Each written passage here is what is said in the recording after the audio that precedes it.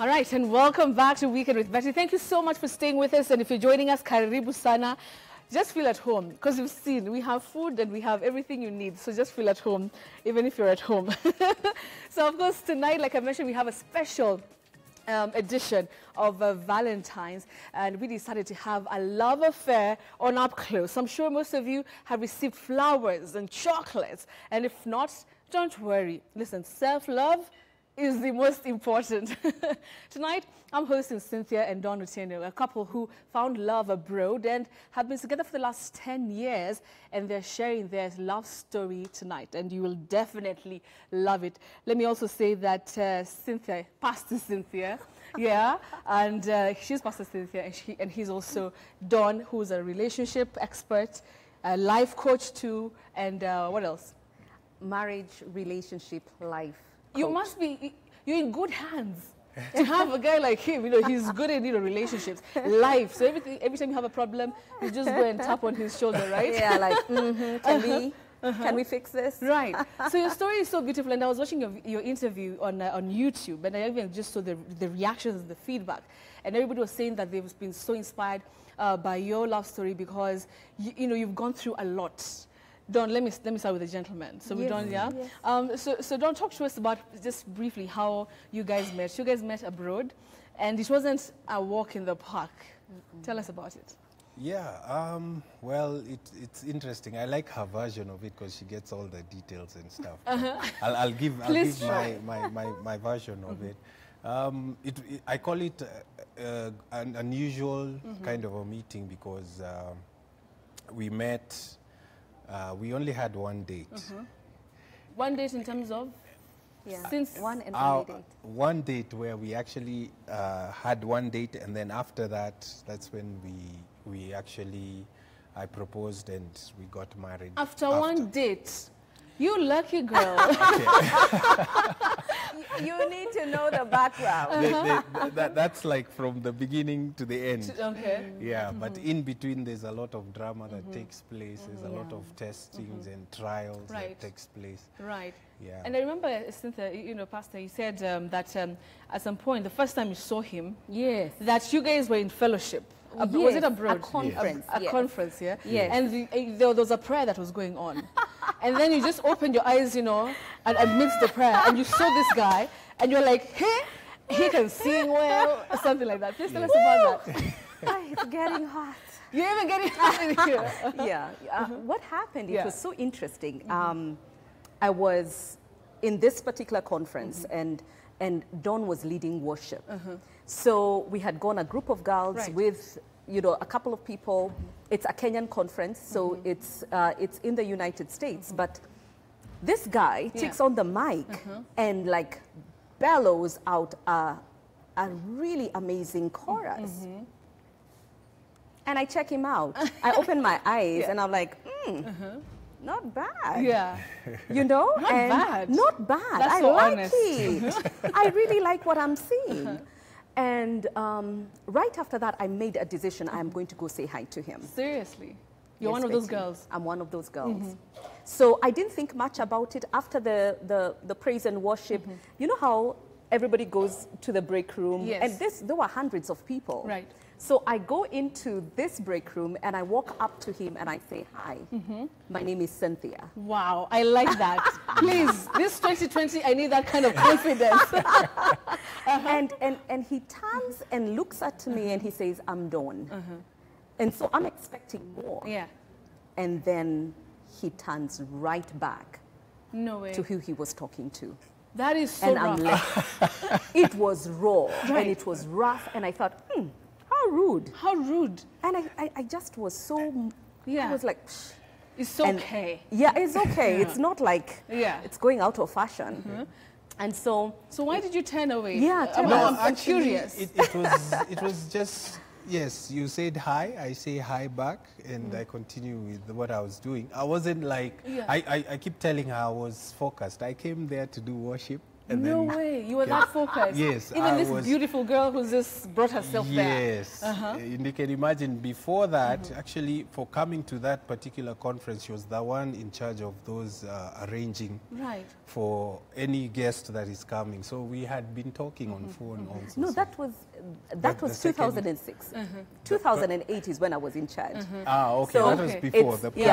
Women we know everything. I'm like, do it. So okay. So now you went back to what you were doing. Yes. And okay, so what happens after that?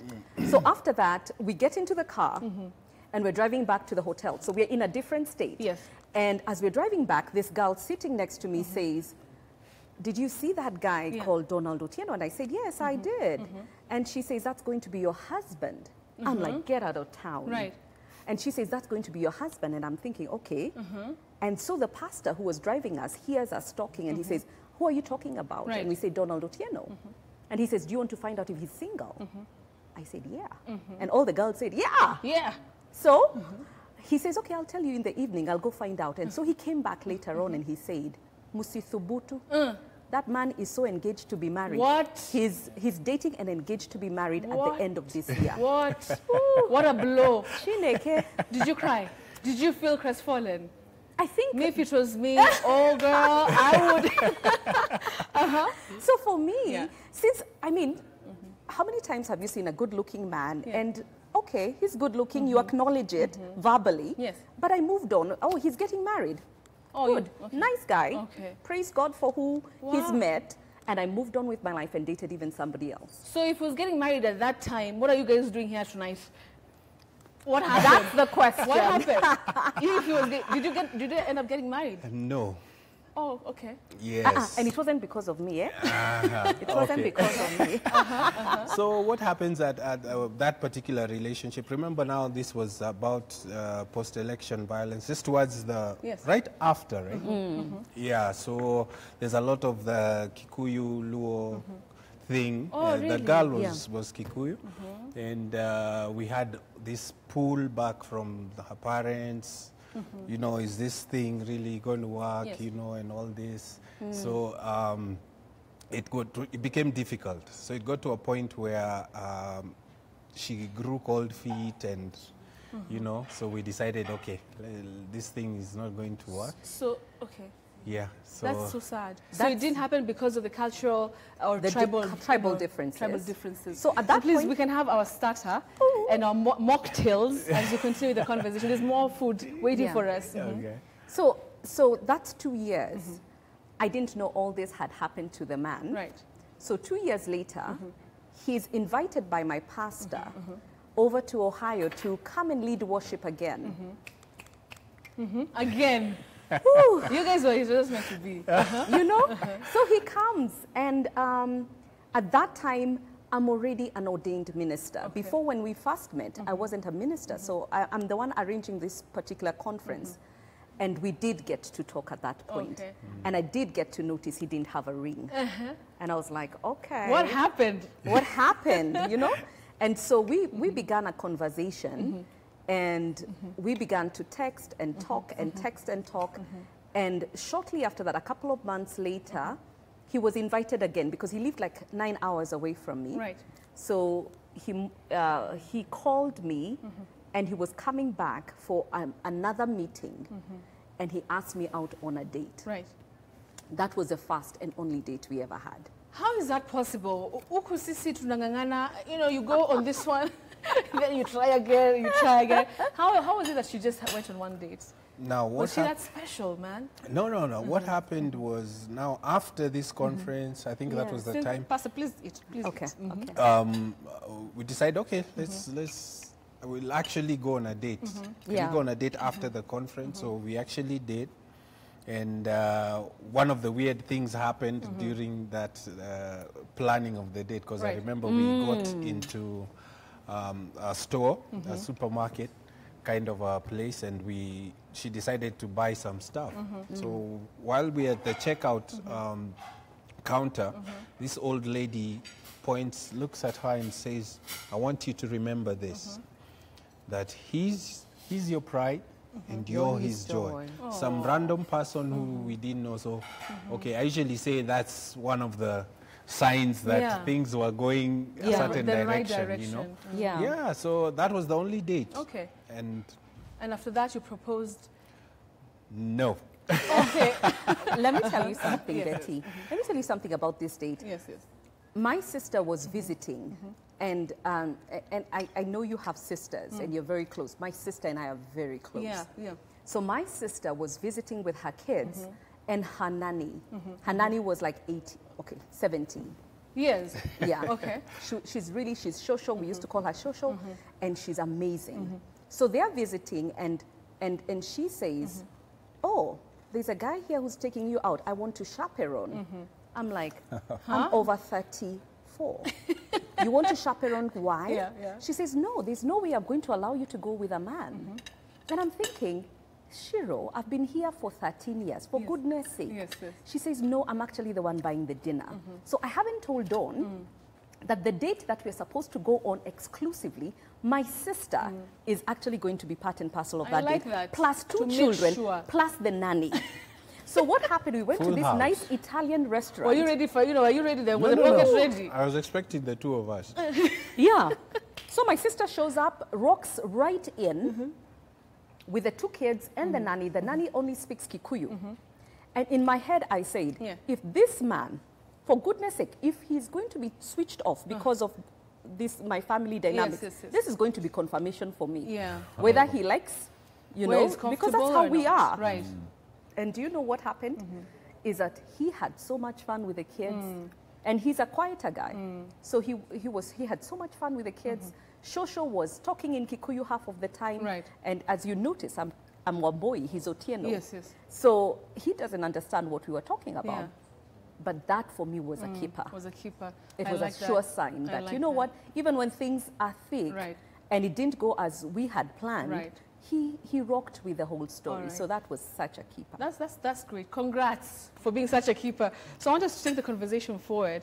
And obviously, I don't know if that tribal issue still maybe came again, maybe very briefly before we proceed, Don.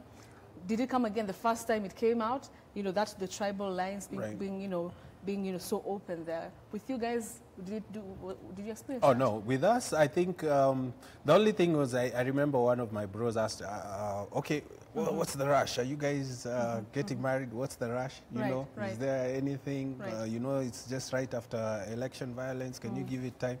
And I thought, okay, no. We're at a point where we've decided we're doing this. You're going in. We are going in. Other than that, I don't think we faced any issues All with that. So now, Pastor, you two, there's something I read on the internet. You're building, is it the world one relationship at a time? So talk to us about your organization, because I know we're running out of time.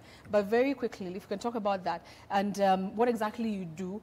And one question that, is always being asked, and even on my social media, feed, do marriages work? You guys have been there together for 10 years. 10 years. Some have tried, some of us have tried, kidogo shida, but, we are still here. But, do they work, especially in this day and age? If you can get the conversation going. I think it's important to get it out there that marriages do work, but it takes work. I'm not going to tell you it's a bed of roses. We've had our fair share of real life. I call it real life. There are life issues that you two have got to tackle, and we've had to tackle. And the most important thing that people have got to realize, and what we had to realize very early in the very beginning, especially because here are 2 people meeting and they're so different. We're different in terms of tribe, different in terms of where families we come from. So those are huge dynamics. People have got to actually celebrate the dynamic and actually take those differences and acknowledge them. And there's nothing wrong with being different. You know, the thing that happens is that we look at different and we think it's wrong. Different is hard. But you can actually take the differences. That's what we did. Betty, we wrote down on a piece of paper all our differences, from how Kikuyu's name, how Luo's name. What do they like to eat? Let me tell you, Betty, I had never eaten a fish that has eyes. Let me tell you. Isn't it a boat from now or something? No. The real fish. The real one that, no. Chick, I'm from Kiambu. We don't tilapia. My mother had told me, if you eat fish that has bones, you'll die. You will choke and die. So here you are now, you're married so those are some of the differences. So you've got to acknowledge that and decide, is this what going to break you up or put you together? And then on one side of the paper, we wrote down all the things that were our points of convergence. Right. So we actually still acknowledge that those things are really hard. Yes. They're not away from our eyes, but there's also the fact that what is the things that bring us together every day for the rest of our lives. Okay. That's what we call intentional marriage. Intentional marriage. I like that. Don, let me ask you, in this day and age, of course, there are very many young people, as per the comments I see every time I see your articles, your videos, that, guys are asking, like, how then are you helping the, young people, get to 10 years of marriage in this day and age where there's a lot of negativity towards marriage, or it doesn't work, or, small things, happening and people just decide this is not meant for me. So how are you doing that in your own capacity as this couple? Well, we're trying to get as many couples while still at the stage of relationships. Not when preparing to get married. Not the last those 2 lectures. months. I think that's a bit too late. It's too late. Yes. So we start when the relationship. We try and push. Hey, you're meeting so and so. Why don't you guys come? We talk. Get to talk way in advance before you've even decided we are getting married. Because I think some of the lessons we have is just to get to know this other person first. Get to know the person, and then you continue with the relationship. Oh, the food is here now. Wow. Yes. That looks delicious. Yes. So we are trying to grab even the younger people.